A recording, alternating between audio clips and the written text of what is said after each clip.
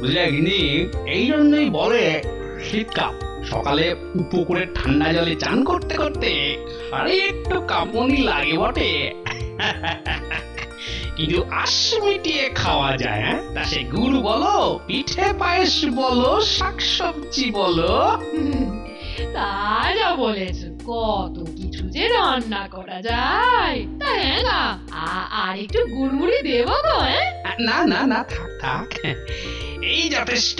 এখন এর বেশি খেলে দুপুরে আবার মাছের মুড়োর ঝাল দিয়ে ভাত খেতে পারবো না। আজ রাজসভায় যাবে না? না, রানীমার শরীর খারাপ, তাই মহারাজ আজ আর রাজসভায় আসবেন না। উমা, সে কি কথা গো? রানীমার শরীর খারাপ? তা কি হয়েছে তার?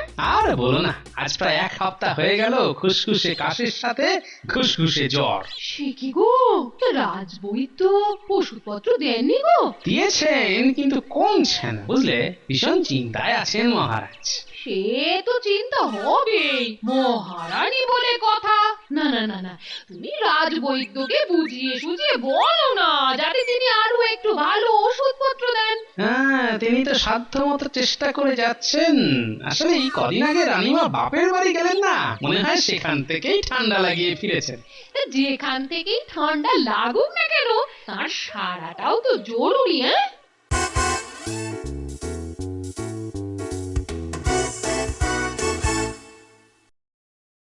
গোপাল, গোপাল, তুমি আমায় বাঁচাও গোপাল, আমায় বাঁচাও। কেন, কি হয়েছে? মনে হচ্ছে আমার এত দিনের রাজবৈদ্যর চাকরিটা বোধহয় গেল। মা, কেন? আর বলো না, তুমি তো জানো রানীমার জ্বর কাশি কমছে না বলে মহারাজ এমনিতেই আমার উপর খুব বিরক্ত।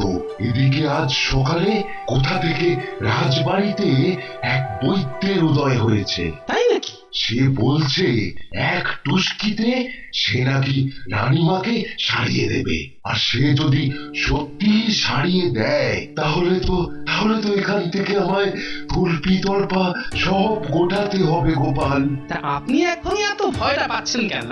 সে যে এক টুস্কিতে রানীমাকে সারিয়ে দিতে পারবে, তার নিশ্চয়তা কোথায়? ওরে বাবা, কি তার বলচাল, কি তার বড় বড় কথা। সে নাকি এই করেছে ওই করেছে। তাই নাকি? আর তাই শুনে বলতে পারো মহারাজও একেবারে মজে গেছেন। ও, তা সে বুদ্ধিতনায় কোথায়? বাগানে বসে মহারাজের সামনে তার নিজের ঢাক নিজেই পেটাচ্ছে। চলুন তো দেখি সে ঢাকের শব্দ কেমন। গিনি, আমি একটু রাজবাড়ি থেকে ঘুরে আসছি, তুমি কিন্তু মাছের মুড়োর ঝাল করে রেখো, ফিরে এসে খাবো।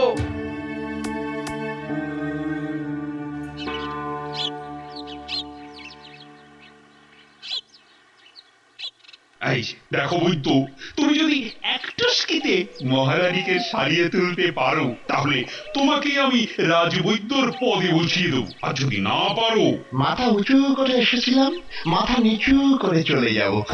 জানেন তো মহারাজ, ওই যে কথায় আছে না, হাতি ঘোড়া গেল তল, মশা বলে কত জল। এই হঠাৎ এই কথা বললে কেন? বললাম এই জন্যে যে এর আগে আমি যে সমস্ত কঠিন কঠিন ব্যায়াম সারিয়েছি, তার তুলনায় রানীমার জ্বর হলো গিয়ে সামান্য মশার মতো। দেখো, আমি কথায় বিশ্বাসী নই, কাজে বিশ্বাসী। আমার কাজের পরিচয় আপনি এক্ষুনি পাবেন মহারাজ। তার আগে চিকিৎসা জগতে আমার কীর্তিকলাপের দু একটা শুনুন, তবেই না আমাকে রাজবৈদ্যের পদে বহাল করবেন। তবে একটা কথা না বলে থাকতে পারছি না মহারাজ, আপনার বৈদ্যটি মানে রাজবৈদ্যটি কিন্তু একটি অকর্মাধারী। 1 সপ্তাহতেও সামান্য একটা অসুখ সারাতে পারলো না। কি বলবো? একেবারে ঠিক কথা বলেছো। হ্যাঁ, এই পৃথিবীতে এর আগে 1 সপ্তাহ ধরে কারো সর্দি জ্বর হয়েছে নাকি? একে তো ঠিক চিনলাম না। ও হচ্ছে গোপাল, মানে আমার গোপাল ভাঁড়। ভার ভার মানে রাজকাজে যার কোনো অবদানই থাকে না আর কি, যার কাজ শুধুমাত্র চটুল রসিকতা করে রাজার মন জোগানো, তাই তো ভাই?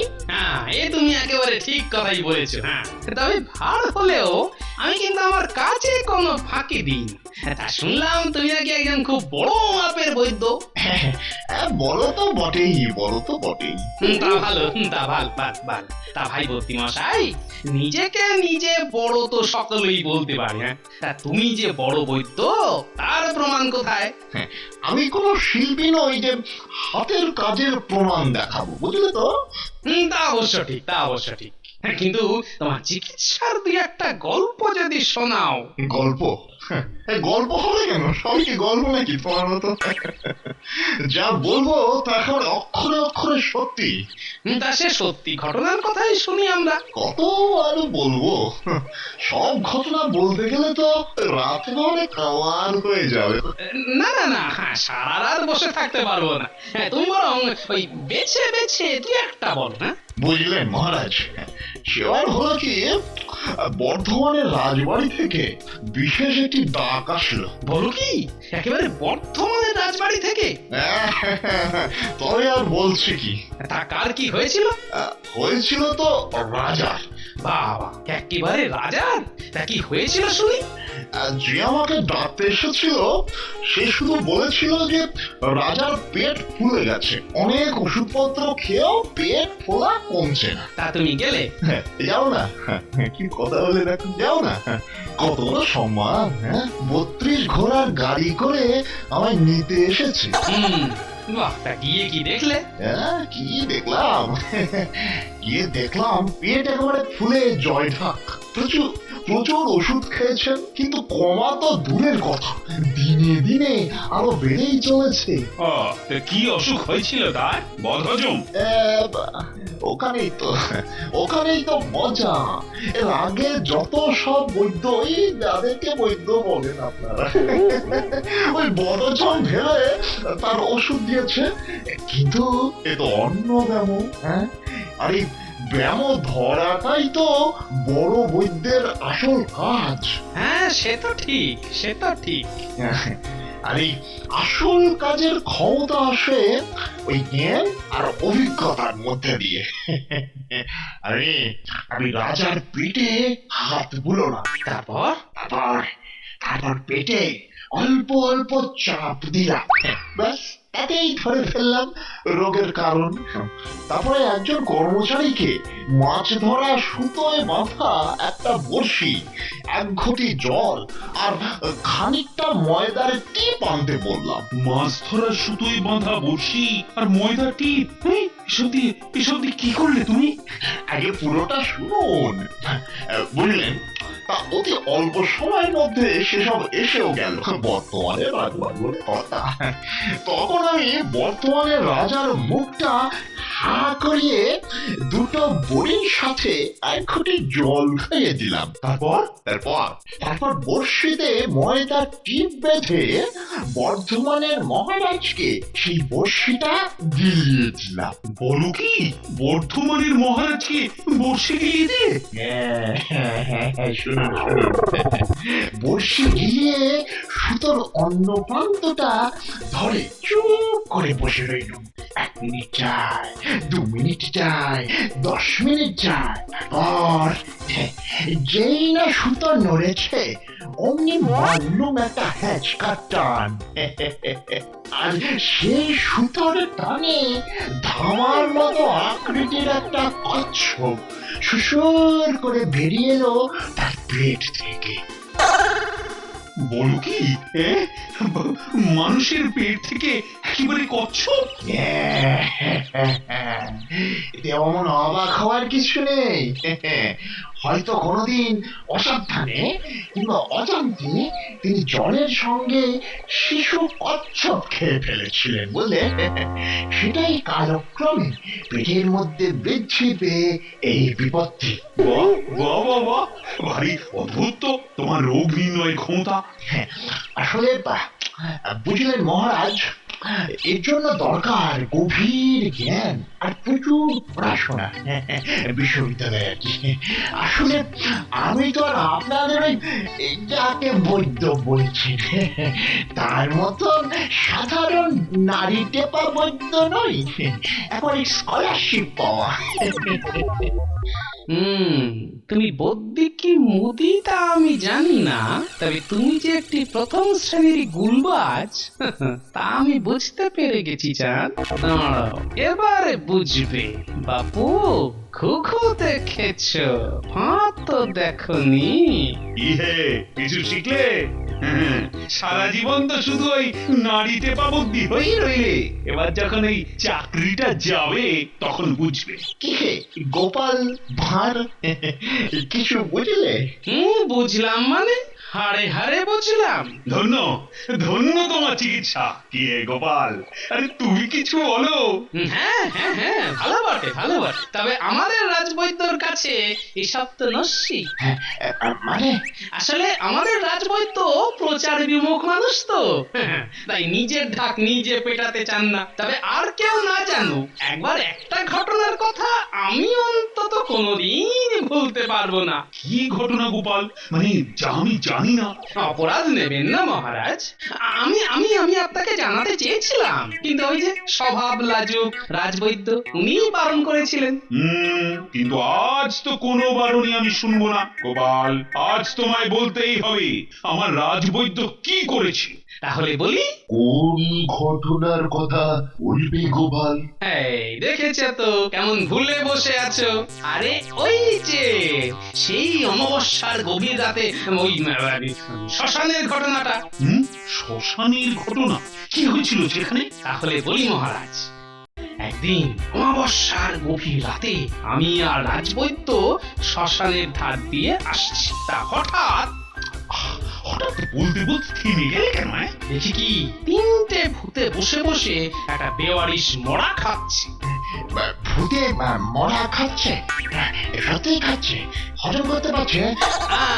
তবে আর বলছি কি, আমি একটা গাছের ভাঙা ডাল নিয়ে তাড়া করতেই ভূতগুলো সব দুধদার করে পালালো। বলো কি? কতখানি খেয়েছিল? প্রায় পুরো মরাটাই ওরা খেয়ে ফেলেছিল, শুধু ওই গলা আর মুড়োটা বাকি ছিল। তারপর রাজবৈদ্য দৌড়ে গিয়ে দুটো ওষুধের গুলি ফেলে দিলেন মরাটার হা মুখে, আর দেখতে দেখতে সেই মরার মাথা চোখ খুললো। চোখ খুললো? হ্যাঁ, চোখ খুললো, শুধু খুললো না, তারপর ঠিক করে মুচকি হাসলো, আর তারপরেই না শুট শুট করে ওর শরীর গজাতে শুরু করলো। গজালো? হ্যাঁ, আর মাত্র 10 মিনিটের মধ্যে ওই মরাটা একটা জ্যান্ত মানুষ হয়ে উঠে দাঁড়ালো। তারপর রাজবৈদ্যকে প্রণাম করে গটগট করে হেঁটে শ্মশানের অন্ধকারে মিলিয়ে গেল। না, এই ঘটনার কাছে আমার সব বাহাদুরি নস্যি। আমি আমি আসি মহারাজ। রানীমার চিকিৎসা ইনি করতে পারবেন বলে আমার মনে হয়। আসলে খুব অভিজ্ঞতা তো আমার। ভুল জায়গায় খাট খুলে দিয়েছি মাইরি। এ তো আমার থেকেও বড় গুলবাজ এখানে রয়েছে। এখানে আর থাকা যাবে না, মানে মানে কেটে পড়ি। রাজবৈদ্য, তোমার তোমার এত গুণ, তা এতদিন বলনি কেন? আসলে এসব তো সত্যি নয় মহারাজ, তাই বলেননি। তাহলে সব মিথ্যে? গোপাল গোপাল, তুমি আমায় মিথ্যে বললে। ওই লোকটাও তো সত্যি বলছিল না মহারাজ, বুঝতে পারছিলেন না? গুল মারছিল, গুল, এন্তার গুল। ভেবে দেখুন তো, মানুষের পেটের মধ্যে ধামার মতো একটা কচ্ছপ থাকতে পারে না? থাকে না? এটা তো তুমি ঠিক বলেছো গোপাল। তাই ওর গুলের পাল্টা একটা গুল আমিও ছেড়ে দিলাম, ব্যাস বিষে বিষে বিষক্ষয়ের মতো গুলে গুলে গুলক্ষয় হয়ে গেল। আর এ বড় শক্ত ঠাঁই দেখে বেটা গুলবাজ মানে মানে কেটে পড়লো। সত্যি সত্যি গোপাল, আবার একটা ভুল কাজ করতে যাওয়ার হাত থেকে তুমি আমায় বাঁচিয়ে দিলে। কিন্তু রাজবৈদ্য, আরে আমার রানী কবে সারবে? আমি তো সেরেই গেছি, এই দেখো আজকে আর জড়া সেরে, কাশিটাও প্রায় নেই বললে চলে। ওহ, বাপের বাড়িতে গিয়ে যা ঠান্ডা লেগেছিল না, হ্যাঁ তো তাড়াতাড়ি সেরে উঠবো ভাবতেই পারিনি। শোনো, রাজবৈদ্যকে কিছু পুরস্কার দিয়ে দিও। হ্যাঁ হ্যাঁ, দেবো বই কি, রাজবৈদ্যকে দেব, গোপালকে দেব। তুমি ভালো হয়ে গেলে, আমি আবার একটা ভুল কাজ করার হাত থেকে বেঁচে গেলাম। আহাহাহাহা। আজ তো আমার বড় আনন্দের দিন গো রানী, বড় আনন্দের দিন। তাহলে গল্পটা কি দাঁড়ালো? গুলে গুলে গুলক্ষয়। আহ?